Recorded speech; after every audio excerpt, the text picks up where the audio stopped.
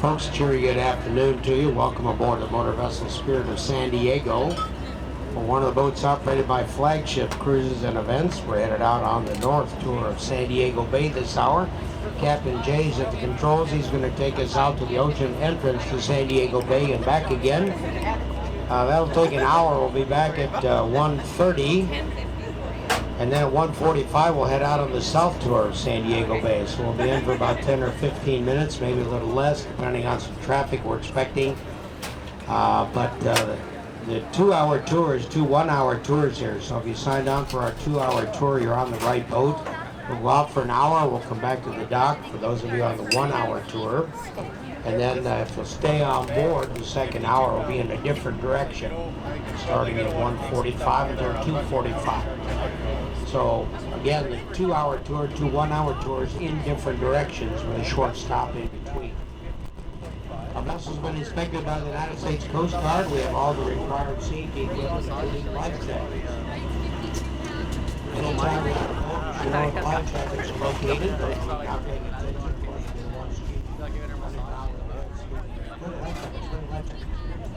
We'll start to sink. We'll know where they are and get to them first. Although we have hundreds of life jackets on board, so it shouldn't be a problem. Life jackets are stowed in overhead bins above the windows inside the boat on the first 2 decks. The deck in which you enter the boat, and the second or mid deck, where the hot rail decks up to. Inside the boat, where there's carpeting on the floor, tablecloths on the tables, above the windows, behind the curtains, in the overhead bins. That's where you'll find the life jackets. Life jackets come in 2 sizes, adult and child. If you're over 90 pounds in weight, you want an adult-sized life jacket. Restrooms are located on the mid-deck, just forward of the snack bar. Ladies' room is on the right side of the boat, men's room on the left side. We have 2 snack bars in operation up here on the top deck. Willow, handling snack bar and bartender's duties. On the mid-deck, Dennis has those duties, snacks and drinks, available for purchase. We ask your cooperation as we head around the bay. Please do not feed the birds. Please keep track of your children so they don't get lost or hurt. If you generate any trash, please use the trash cans so the trash doesn't blow overboard into the water. Off to the right side, we have B Street Pier. 2 cruise ships in port today. Disney Wonder on the right side, about 964 feet long. She carries over 2,000 passengers. She's headed out this afternoon about 4 o'clock to 3 port cities in Mexico. She'll be gone for a week. Likewise, New Amsterdam from the Holland America line. It's about 935 feet long. Also carries over 2,000 passengers. Guess where she's headed? Mexico for about a week. So either case, if you have kids, of course, you might want to sail at Disney Wonder. They have 4 captains on that ship. Captain Mickey, Captain Jack Sparrow, Captain Hook, and the 4th guy whose name I don't remember, who is actually responsible to the Coast Guard. So Disney Wonder has 4 captains. New Amsterdam, I believe, only has 1. They're taking out fuel from that barge next to the New Amsterdam there. Both those ships have about 11 decks for passengers. On the right side, the Maritime Museum of San Diego, collection of historic ships. The oldest ship in the harbor here by far is the Star of India, the ship with the bright orange waterline. That ship is the oldest ship still actively sailing in the world. She was launched in 1863.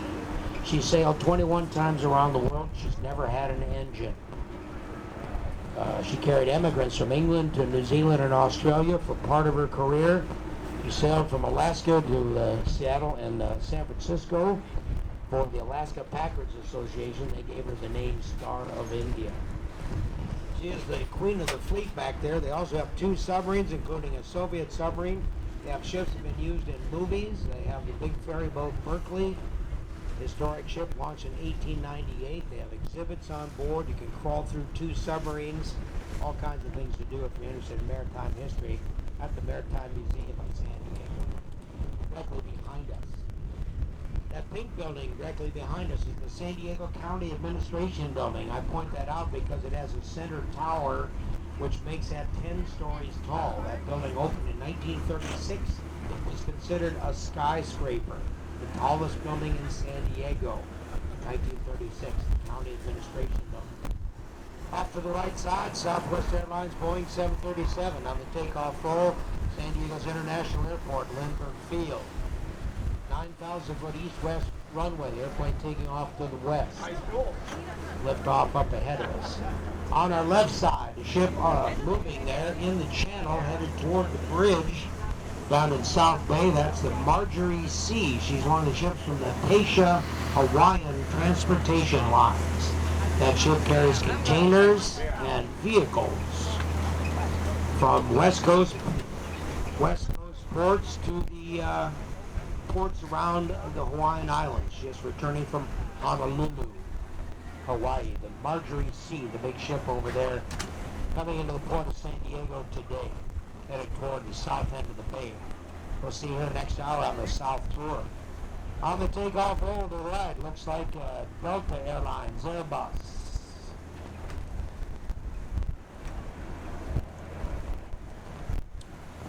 About to lift off at Lindbergh Field. In the corner of the bay to the right, 170 boats on moorings. It's one of 4 mooring fields around San Diego Bay. On shore to the right, Coast Guard Air Station in San Diego is headquarters for Coast Guard Operations, Coast Guard Sector, San Diego. The 287-foot Coastal Patrol cutters out front of the Coast Guard Air Station. The yellow helicopter on the ramp there is the Coast Guard HH-60 Jayhawk rescue helicopter. Landing on the same runway that Delta just took off from the United Airlines Boeing 737. About to touch down at Lindbergh Field. Now, San Diego Bay is a body of water about 12 miles long. We're about 5 miles from the ocean here. The bay is shaped like a big hook. So the entrance to the bay is actually off to our left on the other side of the land across the bay, which is Naval Air Station North Island. So we'll be going out to the ocean entrance and then back again along the shoreline of that military base. We'll talk more about the big ships on the other side of the bay when we're over there. To our right side, we have Harbor Island coming up. Harbor Island is man-made land, about 1.25 miles long, only about 100 yards wide. Behind it, there are 4 large marinas, thousands of pleasure boats, power and sail. Here at the east end of Harbor Island, we have 3 restaurants, all operated by the Cone Restaurant Group, Costera, Sea Level, and Island Prime. 3 different menus under 2.5 roofs here. Harbor Island. Harbor Island was built from dredgings of the bay in the 1950s. The airport off to the right was actually built on land created from San Diego Bay as they dredged this bay over the years. Original Lindbergh Field, our international airport, was runway parallel to the hill over there. So the land where the airport is located was developed and built up during and after World War II. As they dredged this harbor to make the channel deeper, they created land actually on both sides of the bay with the dredgings. Across the bay on the left side, Naval Air Station North Island is a Navy airport. The 2 big ships over there, an amphibious assault ship and a nuclear-powered aircraft carrier. Got a lot of people out boating today. Captain Jay really enjoys dodging sailboats out here. That's his main purpose for being here on Sunday. And we'll see some sailboats out here as the wind is picking up a little bit. Most of the sailboats have 1 mast and 2 sails. Those are sloop-rigged boats. If you're looking for wildlife out here, and who isn't, keep scanning the waters around us. You'll see sea lions pop up almost anywhere around the bay. Earlier today, we actually saw a whale in San Diego Bay out near the entrance to the harbor. That is somewhat unusual, and whales, of course, don't generally swim into the bay. They don't swim in very far usually, but about 2 hours ago, there was a whale at the entrance to the harbor. So keep your eyes open. You never know where wildlife is going to go until they go. Largest birds on the bay are brown pelicans. They have a 7-foot wingspan. They have a long bill. They're easy to identify. Very graceful gliding birds. There are about 5 species of seagulls that live around San Diego Bay. You see a lot of seagulls around. Please don't feed them. Please don't lure them to the boat. Lifting off Lindbergh Field, JetBlue Airbus.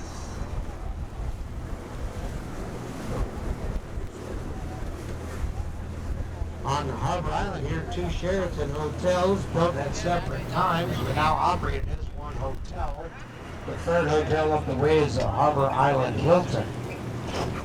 On our left side, there's a motor vessel at anchor here outside the channel. The channel's on the other side of that boat. The vessel to our left is HOS Dominator. She's under contract to the Department of Defense. She is a part of the Military Sealift Command, operated by Hornbeck Offshore Services, and she is helping the Navy with some underwater projects. Operated by a civilian crew contracted to the Department of Defense. She's anchored out here.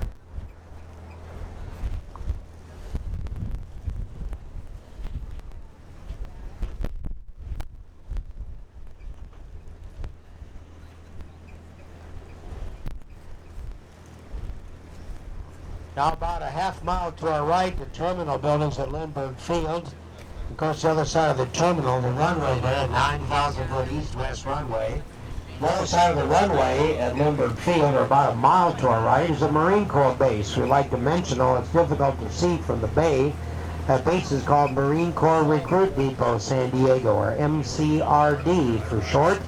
That is boot camp or basic training for United States Marines on the West Coast. The graduated class of Marines there at the MCRD every Friday morning. The graduation ceremony, Marine Corps Museum on the base are open to the public should you care to attend. You probably know that the United States Marine Corps is of course part of the Department of the Navy, and the United States Marines have been serving aboard Navy ships and have been transported by Navy ships since the American Revolutionary War.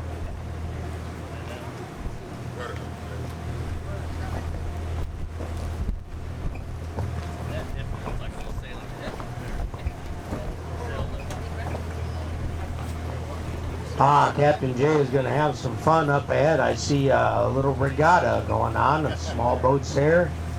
They may be the same boats that were out here yesterday. It might be a weekend of sailing fun for youth sailors from the yacht clubs around San Diego Bay. It's like a big fleet out there. Captain Jay is going to try to get around those sailboats that are out in the middle of the channel. This should be fun.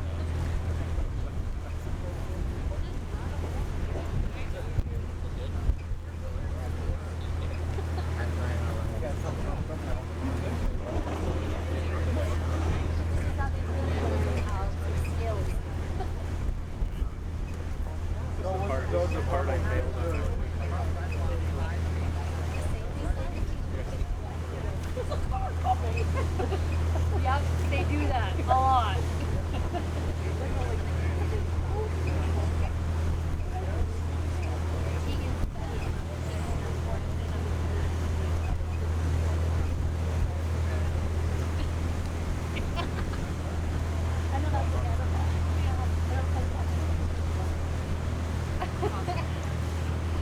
No, I feel pretty good though. I'm still driving that fall. Get it on Fairmont. And I took it on the back road and I hit it back up. Well, I don't know how to do that, so I'm trying to explain to her, you know, exactly. I'm trying to turn around in the middle of the road. So you gotta turn the wheel. Oh yeah, turn the wheel. Now, ahead to the right side is the restaurant that's partially on land and partially on pilings off the end, west end of Harbor Island. That's Tom Ham's Lighthouse Restaurant. Up ahead, Tom Ham's opened in the 1970s. They did a $3 million upgrade in 2013. Had more outdoor seating there. Tom Ham's Lighthouse Restaurant at the west end of Harbor Island. The light on the roof there does operate. It's automated. Periods of darkness, you see a 3-second white light, followed by 3 seconds of darkness, indicating the west end of Harbor Island, Tom Ham's Lighthouse Restaurant. To me, it's fun.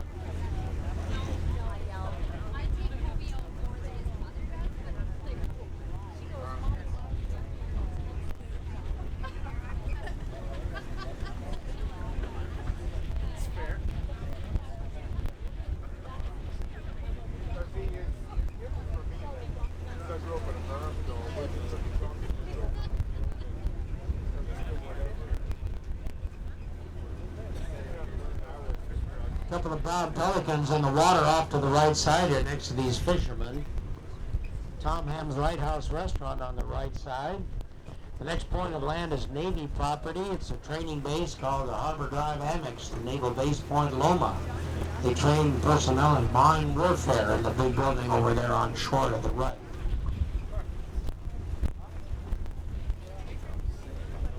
Up ahead to the right, we have America's Cup Harbor, named that after the America's Cup sailboat races held here offshore San Diego in 1988.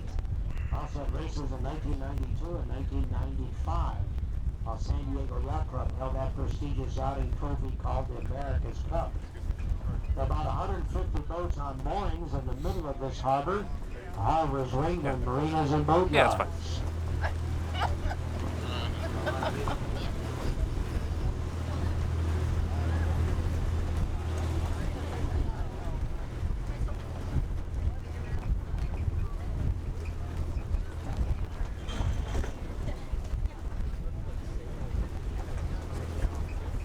Off to the left side here we have that regatta of boats called Flying Juniors over there, CFJs.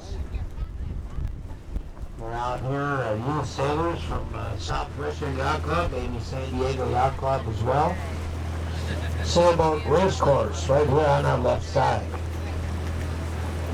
On the right side, the next land up ahead is called Shelter Island, about a mile long. Here at the northeast end of Shelter Island, the restaurant with the green roof over there is called the Valley High, a Polynesian themed restaurant.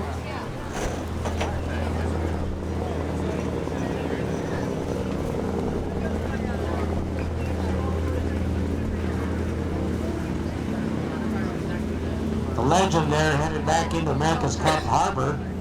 A sport fishing boat now set up for whale watching, it looks like. America's Cup Harbor is home to the sport fishing fleet that operates out of San Diego Bay. Valley High Restaurant on the right side is a Polynesian themed restaurant opened in the 1950s. It is a landmark. Shelter Island here was built in the 1940s on a sandbar. Somebody came up with the idea of dredging behind the sandbar to create a yacht basin for the San Diego Yacht Club. And they piled the dredgings on the sandbar here, creating Shelter Island. Along the shoreline here, you'll be happy to know it's all free parking, so people can come out here and enjoy the bay here at Shelter Island. Up ahead, there's a small boat launch ramp and a public beach, and further ahead, a public fishing pier. And all the parking out here, free parking. More boats on moorings here next to Shelter Island. Also an unusual gazebo on shore to the right. Coming up, that gazebo looks like a soft serve ice cream cone gone wild. It's actually called Pacific Portal by James Hubble, and it's supposed to evoke images of drifting clouds, billowing sails, and cresting waves. Right here next to the parking lot, that's Pacific Portal by James Hubble. This is the cultural portion of our northbound tour. We've just been discussing art. They're on shore to the right.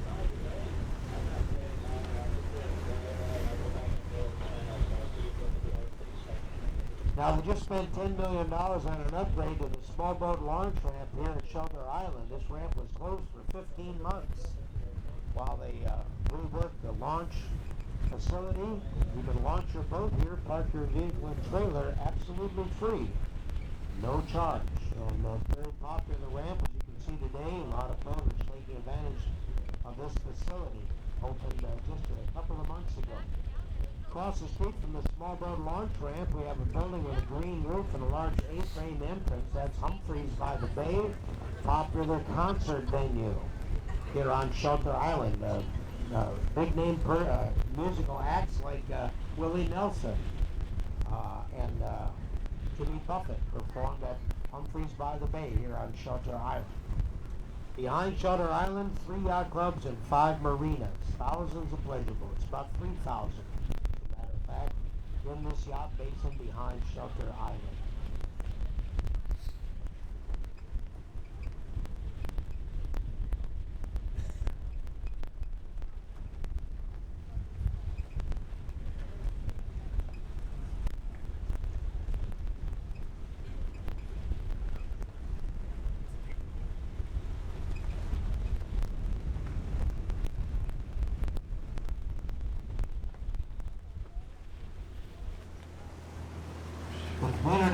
Right to our right is the part of San Diego known as the Point Loma community. San Diego is a large city geographically, so various parts of the city have what they call neighborhood names. Point Loma here, of course, is upscale, large homes with views of the bay are in the multi-million-dollar price range. There's a mansion at the top of the hill there, built in the 1930s for Reuben Hollis Fleet, an early aviation pioneer. Captain Fleet started a Consolidated Aircraft Company back in the East, and it brought the company to San Diego in the 1930s. They built PBY Catalina seaplanes and B-24 Liberator bombers here in San Diego. Consolidated Aircraft merged with Vultee Aircraft to form Convair Corporation. The company is now part of General Dynamics.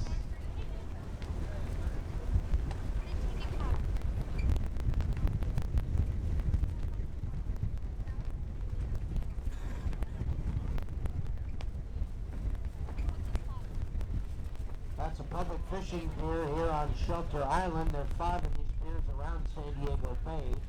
Good news is if you're fishing off a public fishing pier, you're not required to have a California State fishing license. No license required.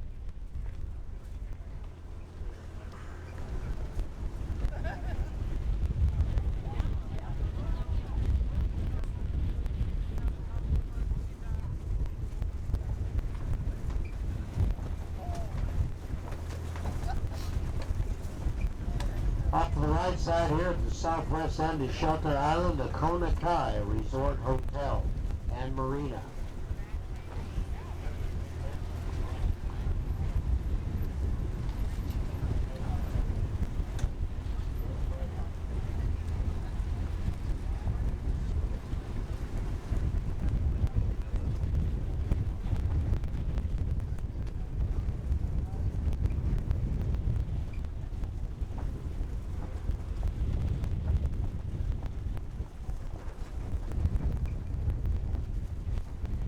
At the head of this, there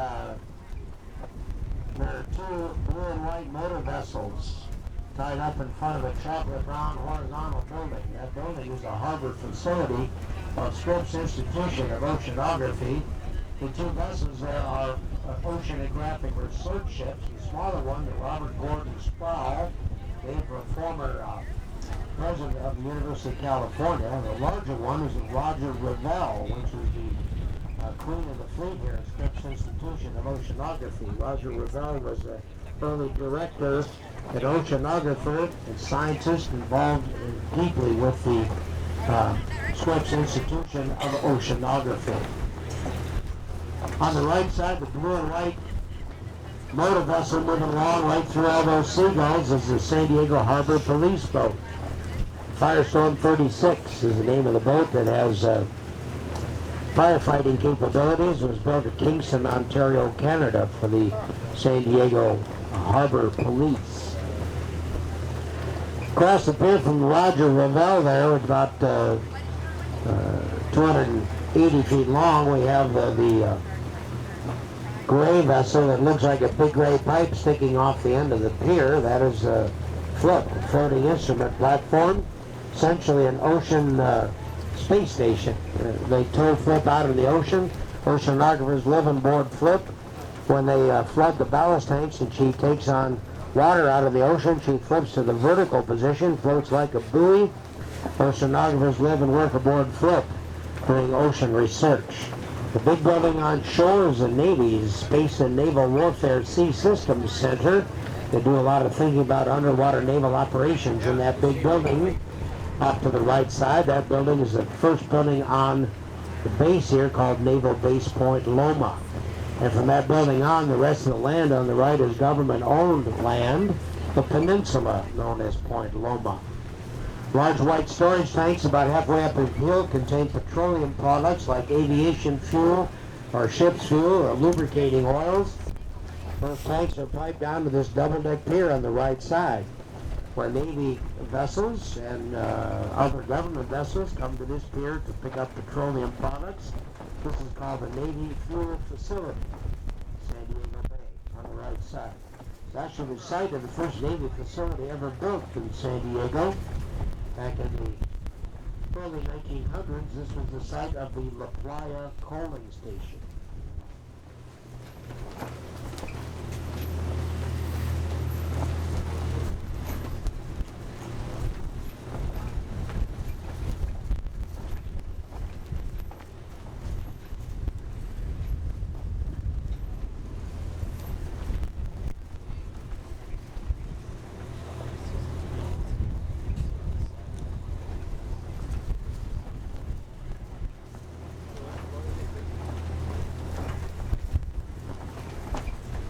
On top of the hill, you see some barracks buildings. There was an army fort at the top of Point Loma here, off and on from 1890 until 1959. It was called Fort Rosecrans, named for a Union general in the Civil War.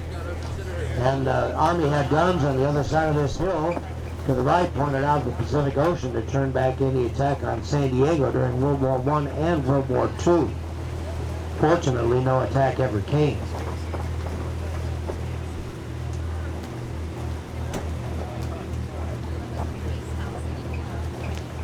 Up there, we're going to see some sea lions and some birds on our right side. If you'd like to step to the right rail, if you're down below, come to the windows on the right side of the boat if you'd like to get a closer look at the animals. As we pass the Everingham Brothers Bait Company live bait barges here, this is where sport fishing boats come to buy bait fish. And what look like docks up here, actually bait tanks. Sport fishing boats come here to buy the bait. Live fish used for bait out of the ocean. The marine mammals we're going to see here are sea lions. I think we can all agree that donkeys and horses look similar, but they're different.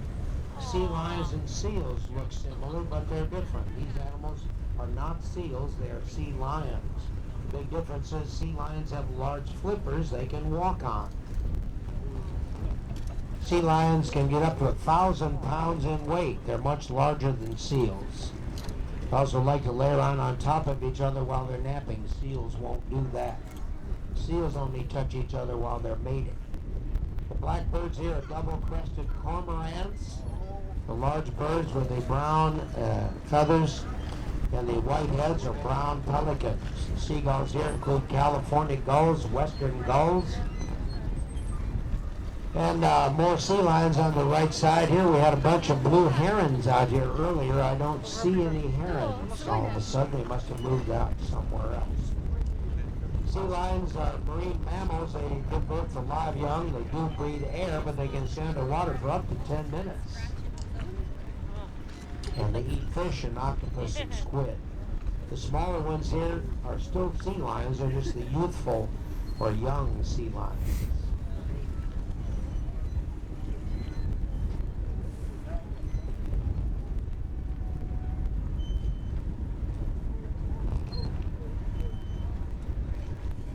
Up ahead of us we have a Navy security boat, and there's a floating fence here, a security barrier around the submarine piers at Naval Base Point Loma, which is all the Navy facilities out here. There's one nuclear submarine behind the first shorter pier to the right. There's one submarine in the big gray box up there. And directly in front of us, about 1,000 yards, is where we saw the whale earlier today. So if you're looking for whales, keep scanning the waters around us, particularly ahead of us. And on our left side, this is where we saw the whale 2 hours ago. Now the whale could be inside the security barrier, or it could be back out in the ocean, or it could be right under us. So keep scanning the waters there. If you happen to see a whale, just yell out, "There she blows!" And we'll all look at the whale.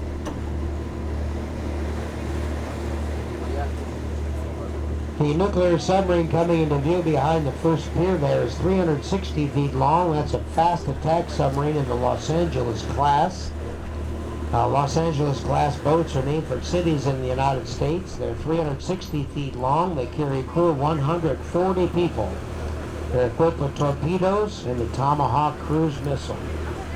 Tomahawk is a subsonic missile carried by attack submarines, cruisers, and destroyers.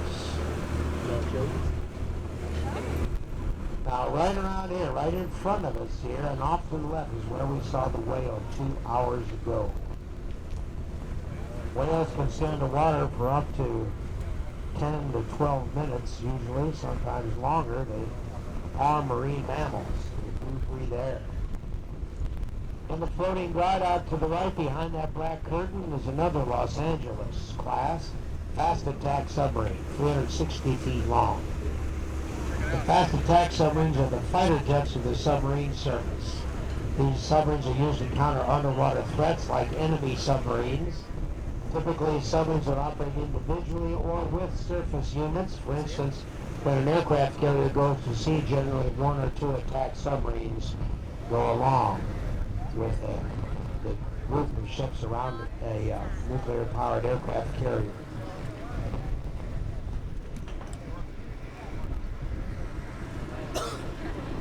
They're doing some dredging out here on the right side to make this area a little bit deeper. It's a Coast Guard facility.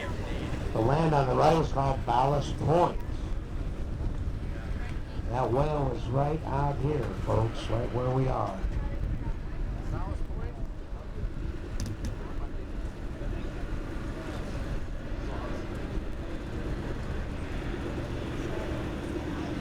Captain J turns across the channel. You see the channel is marked with red and green buoys. Large buoys out there, the green buoys on the right, red buoys on the left as you head toward the ocean. And that is the Pacific Ocean on the right side. The islands you see on the horizon are not the Hawaiian Islands. Those are the Los Coronados Islands. Sailing vessel you see out there by the island to the right is the Californian, the official tall ship of the state of California, operating out of the Maritime Museum, San Diego, out sailing today. Okay, whale, if you'd like us to see you, you have to come up right now, right here.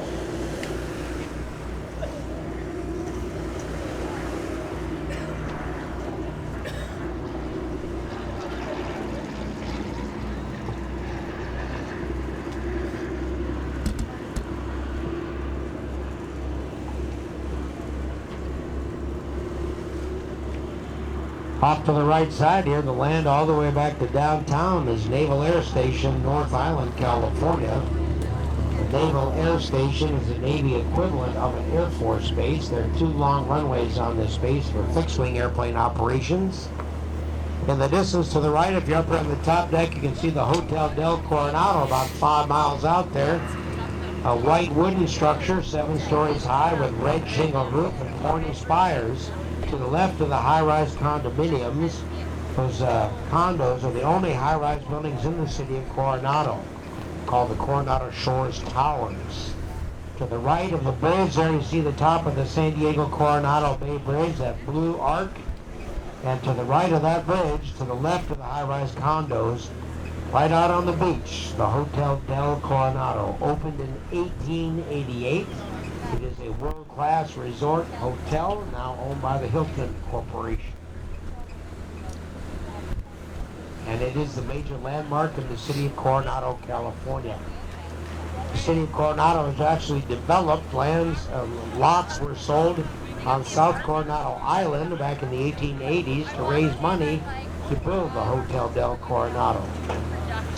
And this land on our right side was 2/3 the size of what you see today, and it was undeveloped. It was called North Coronado Island. The city of Coronado developed down South Coronado Island. The two islands were joined during World War II to expand the base. By that time, this was a military base. Now, as they deepen the channel here in the harbor, they built land on both sides of the bay. Got a sailboat out here struggling with a spinnaker. That looks pretty exciting. You want to look off to the left side there. That nylon, the black nylon sail they're putting up is it's either a spinnaker or what you call a drifter or a gennaker. Kind of a cross between a Genoa jib and a spinnaker. And every once in a while you get a gust of wind there, and that sail kind of goes flying. So they're having a good time trying to corral that sail on the sailboat off to our left. This is the Bravo Pier on the right side. Navy ships stop here to pick up supplies, including missiles and ammunition, stored out here in these bunkers behind us. Actually, parts of this base off to the right that are fenced off. Human beings are not supposed to go in there because they're endangered species of birds that live out here on the base, including the western snowy plover, one of the types of birds endangered. Also, once in a while, we see an endangered species called osprey, which is a bird of prey like a falcon or an eagle. These birds you see on the right side are seagulls. But you may see an osprey sometimes over the base here.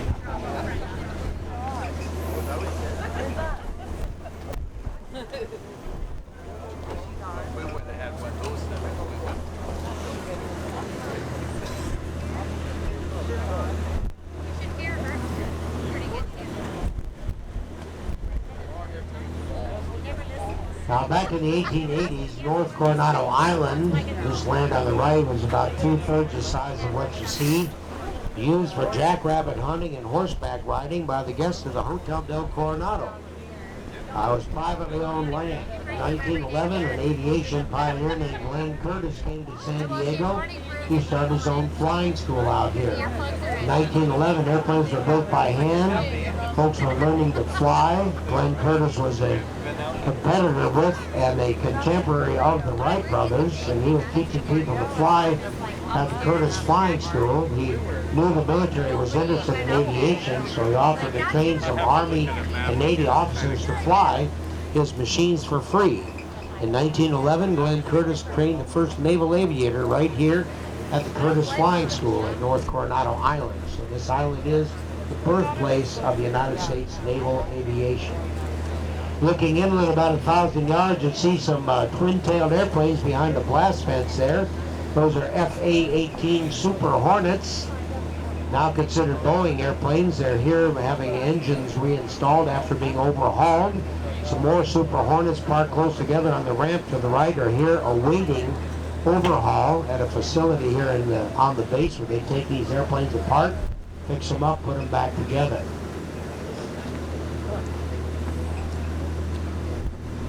There's also on the ramp to the right a large gray helicopter missing its main rotor blades. And that helicopter is a Marine Corps CH-53 Sea Stallion helicopter, also built by Sikorsky. That's the largest helicopter operated by the Marine Corps. And they bring those helicopters here for new main rotor blades. So that particular helicopter today is still awaiting the delivery of the new rotor blades to replace the ones they took off. That helicopter is pretty large. It's hard to tell how big it is, but you can park your family car inside that helicopter. Carries cargo and passengers or troops. In the distance to the right, if you're up here on the top deck, you can see the Hotel del Coronado. To the left are the boxy high-rise condos there. Hotel del Coronado has red shingled roof and pointy spires. It's actually a 7-story high wooden structure built in 1888 out on the beach on the Pacific Ocean. Oh no, I'm just going.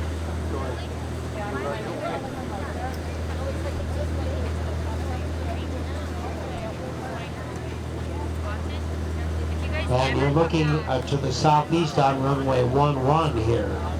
Hotel del Coronado beyond the other end of that runway, which is about 7,500 feet long. Tallest building on the base is out there in the distance, the air traffic control tower for the runways here. Up ahead of us, all those flying juniors there, small sailboats being sailed by youthful crews from Southwestern Yacht Club, maybe San Diego Yacht Club, Silvergate Yacht Club, youth sailing races on San Diego Bay.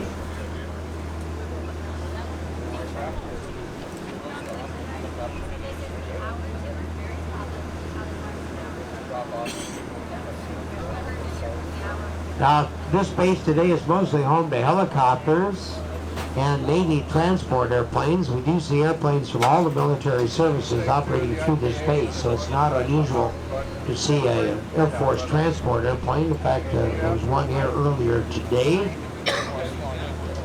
but mostly Seahawk helicopters operated off Navy ships trained at this base. Is a major helicopter base for the Navy on the West Coast. Off to our left side, there's a sport fishing boat going out for a half day of fishing. The Dolphin on the left side there is out of America's Cup Harbor, taking folks out fishing right off Point Loma out near the kelp beds on the other side of the peninsula outside the harbor. Inland to our right, you see a building with the words Undersea Rescue Command on the side. That's a submarine facility here at the Naval Air Station.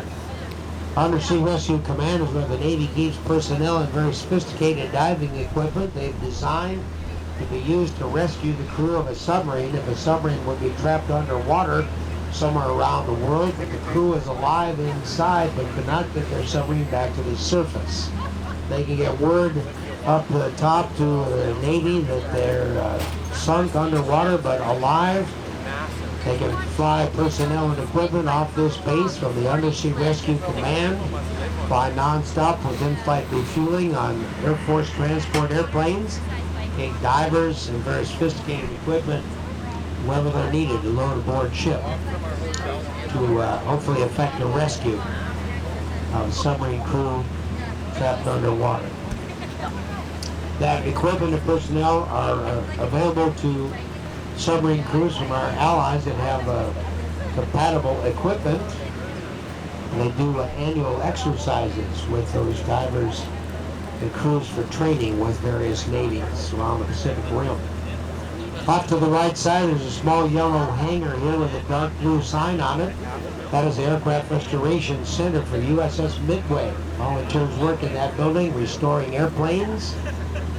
And outside of the building, to the left of it there, there's an airplane in pieces there. That's an F-7U Cutlass, built by Chance Vought Corporation. The Cutlass was the first swept-wing jet airplane to fly off Navy aircraft carriers in the 1950s. Cutlass was a difficult airplane to fly. It was underpowered. Early jet engines did not develop as much thrust as their later counterparts. The Navy bought 450 Cutlasses. They crashed 25% of those airplanes. They only flew the Cutlass for about 5 years. They found one that didn't crash. They're going to restore it and put that airplane on display on USS Midway. On the right side here, 4 large white storage tanks contain jet fuel for the base. These yellow and white trucks on the right side carry the jet fuel to the airplanes around the field. Even the helicopters burn jet fuel, as all the airplanes are powered by jet engines. Off to the left side, red and green buoys mark the channel there. You can see the small sailboats off the left side. Those are Flying Juniors, they call them. Sloop-rigged racing sailboats. They race by youthful crews involved with the sailing programs of the local yacht clubs. Large sailboat there, about 55 feet long, is a Hansa. Tall mast. That's a cutter rig with room for 2 head sails.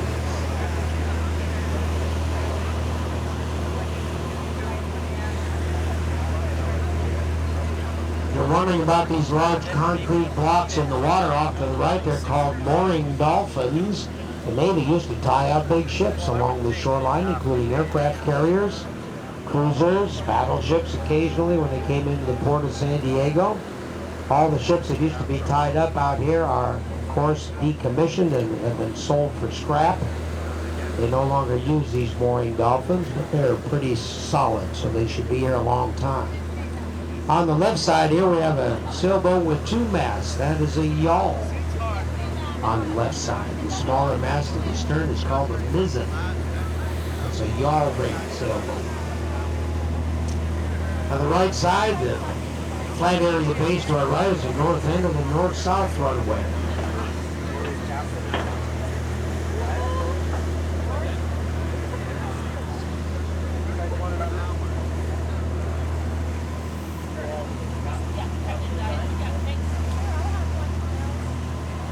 Up ahead, we're going to see some Seahawk helicopters on the ramp here. Seahawk helicopters built by Sikorsky Aircraft in Connecticut.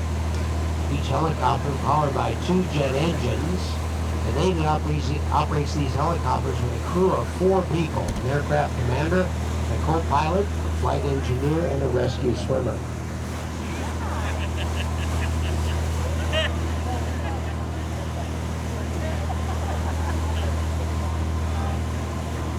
These helicopters operate off aircraft carriers, cruisers, destroyers, littoral combat ships. They're used for many missions in the Navy, including search and rescue, medical evacuation. They can be armed for ground attack and sea surveillance.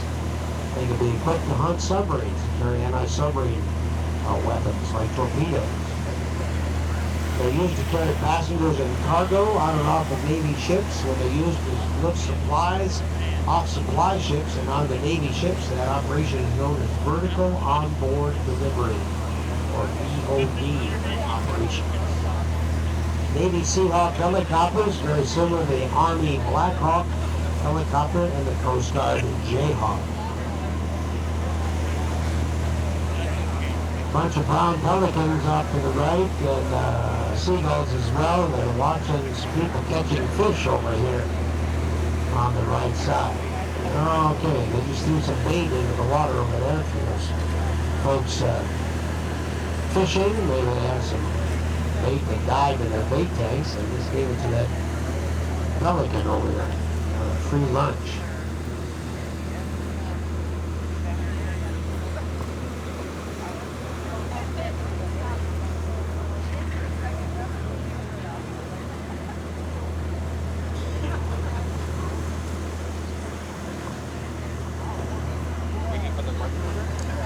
Up ahead to the right, 2 older hangars there, now home to helicopter squadrons, originally built for seaplane maintenance in the early 1940s. The Navy operated large multi-engine seaplanes here until 1967.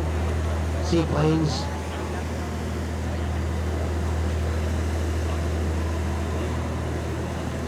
operated here. They used to take off and land right in the water next to the base.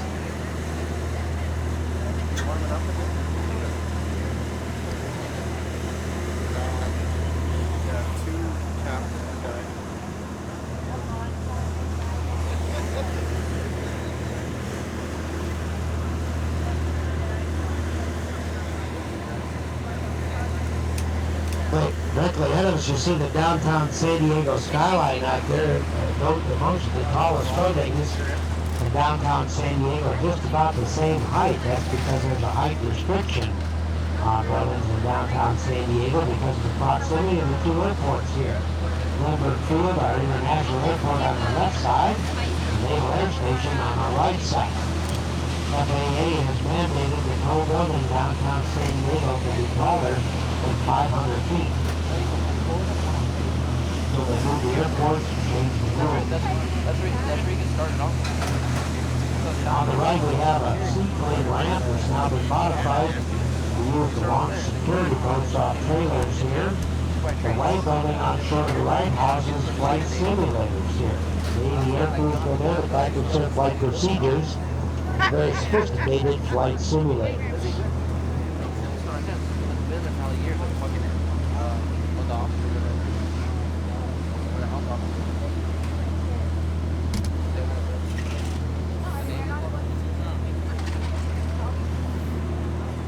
And again, you got a little roll here from the power boat that just passed us here, so no extra charge for this thrill ride.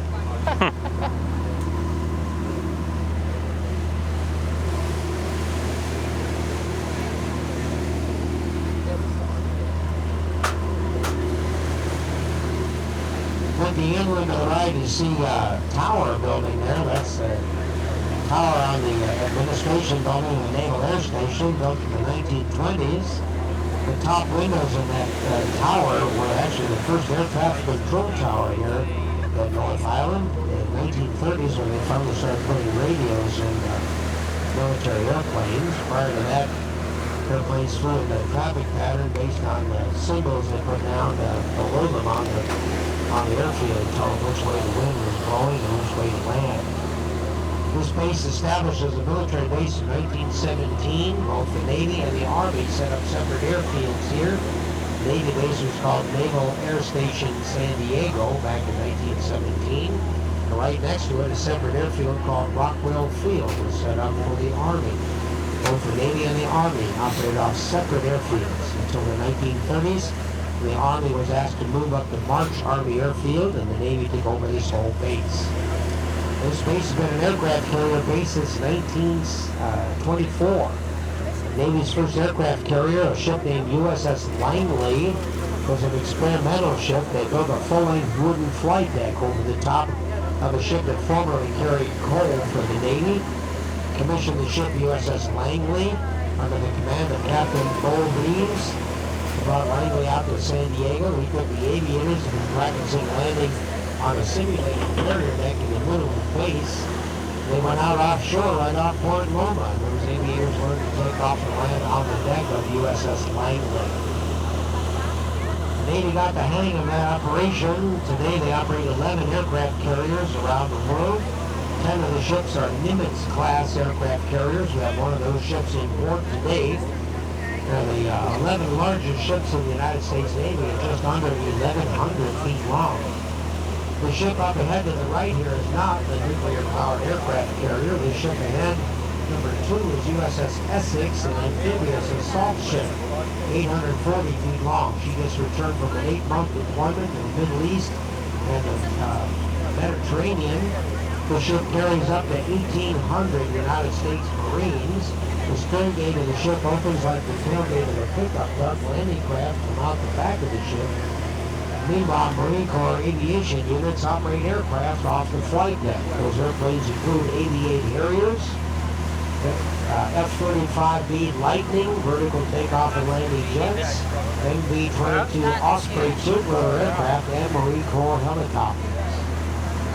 The ship carries up to 1,800 United States Marines. She is accompanied by 2 other ships. The base of the Essex Amphibious Ready Group. The 2 other ships were USS Anchorage and USS Rushmore. We'll see those ships down at the Naval Base San Diego on the South Tour. The 3 ships together carry 3,000 Marines, what's known as a Marine Expeditionary Unit. And with the aircraft carrier here, they carry all the Marine Corps aviation units. They carry all the vehicles, artillery, ammunition, and 3,000 troops with all their supplies. Those 3,000 troops called a Marine Expeditionary Unit, or MU. And when these ships go to sea with those 3,000 Marines and escorting destroyers, cruisers, and attack submarines, the entire group of ships is known as the Essex Amphibious Ready Group. Round the corner to the right, you see USS Theodore Roosevelt coming into view. Nuclear-powered Nimitz-class aircraft carrier, one of 11 aircraft carriers operated by the Navy. That ship in the distance, just under 1,100 feet long. She carries up to 80 airplanes. Those airplanes are mostly F-A-18 Super Hornets that are strike fighters that carry air-to-air and air-to-ground weapons. She also carries Growlers, which are electronic warfare airplanes. She carries Hawkeyes, which are carrier-based radar airplanes. She carries a dozen or more Seahawk helicopters, like the ones we just saw.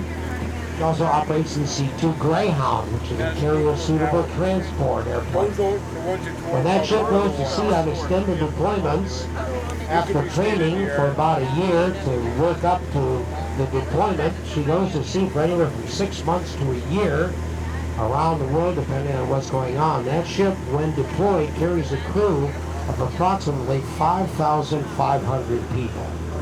She is literally a floating city with a 4.5-acre airport on top. USS Theodore Roosevelt is over 30 years old. She is nuclear powered. She's been refueled with new nuclear fuel for her 2 reactors at about the 25-year mark. And that refueling lasts for another 25 years. The expected service life of that ship is 50 years plus. Original cost of that ship, about $3 to $4 billion. In the distance to the right, City of Coronado, California. Coronado is a desirable place to live. There are about 30,000 residents. It was developed on an island. The Naval Air Station here was a separate island. The two islands were joined together during World War II to expand the base. So where USS Theodore Roosevelt was tied up, that was water all the way to the ocean before World War II. And now military base. We'll see the bayside of the city of Coronado on the southbound tour, which commences at 1:45. Currently, we're doing a little sachet here around the piers, waiting for our whale watching boat, Marietta, to leave our slip. We're loading passengers going out for whale watching in the ocean, and they're scheduled to leave at 1:30, and we're scheduled to arrive at 1:30. So as soon as that vessel clears the fairway between the piers, we'll be pulling in. So that means we'll be in for less than 15 minutes. That means if you're leaving, it's time to probably pick up your entourage and head toward the doorway so we can expeditiously get you off the boat and bring people on board. If you're here for the 2-hour tour, you've been with us 1 hour, just stay on board. We'll be in for less than 15 minutes, probably 10 minutes or less, and we'll head out past Coronado. We'll go under the bridge out there, the San Diego Coronado Bay Bridge, and we'll see what's happening down in South San Diego Bay, including a close look at the ships of the 3rd Fleet, home quartered in San Diego, down at Naval Base San Diego, down in South Bay. That's all coming up, commencing at 1:45. So if you're here for that 2-hour tour, you've been with us 1 hour, stay on board if you want to see that second hour. Up ahead of us, we have the Pier Restaurant here, or the Fish Market Restaurant, which is a popular seafood restaurant on the bay. We have Tuna Harbor on the right side, home to commercial fishing boats that operate out of San Diego. Directly ahead of us, USS Midway, CV-41. The letters CV stand for Aircraft Carrier Fixed Wing. Fixed wing referring to the fact that the ship has catapults and arresting gear for launching and landing fixed-wing airplanes aboard the ship. Midway, 1,001 feet long, was the largest ship in the world when she was commissioned in 1945.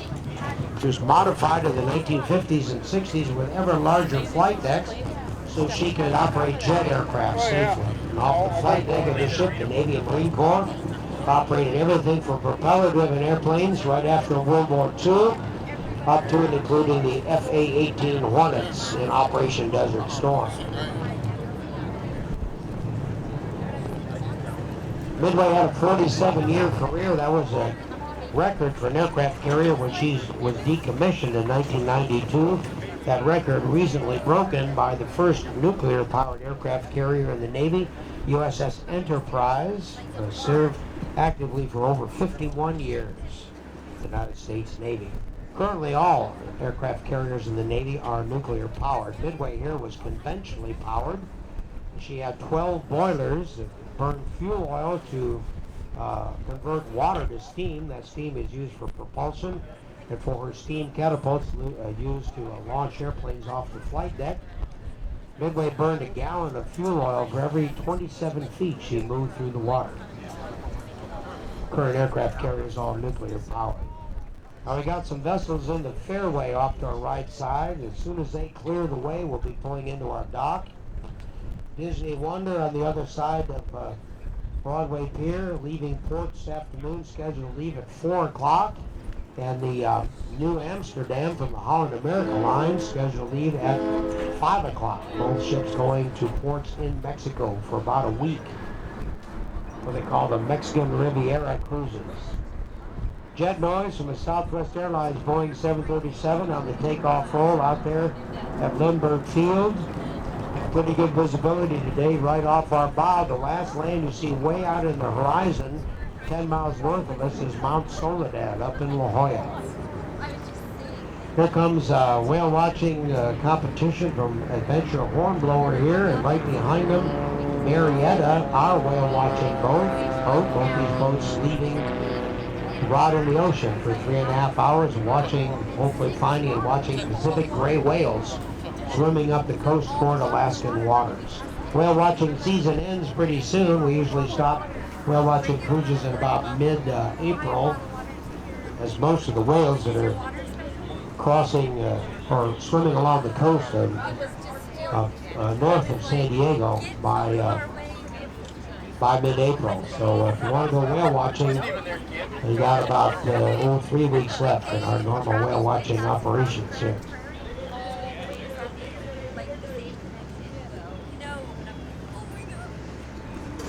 As we pull into the fairway, Marietta, a whale watching boat, we're passing our left side.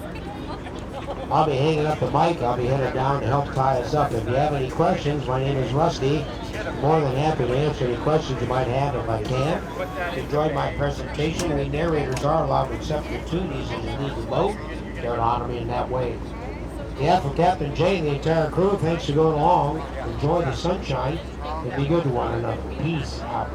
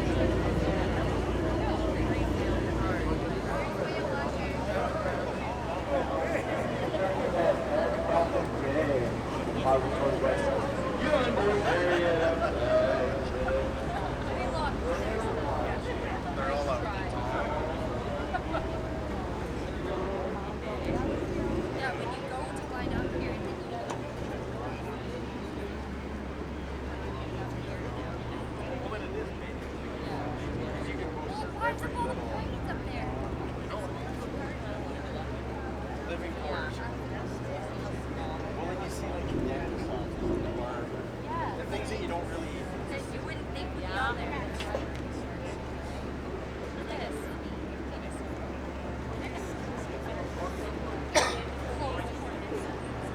that what he said? He's got big plans. Big plans. Oh yeah, yeah. I thought he wants to go. This was good too. What I mean, it's what I mean, right? Like I just wanted to go and kind of see it. Like, the guy that came that I was like his dad. So when he comes, he wanted. Because his dad served him.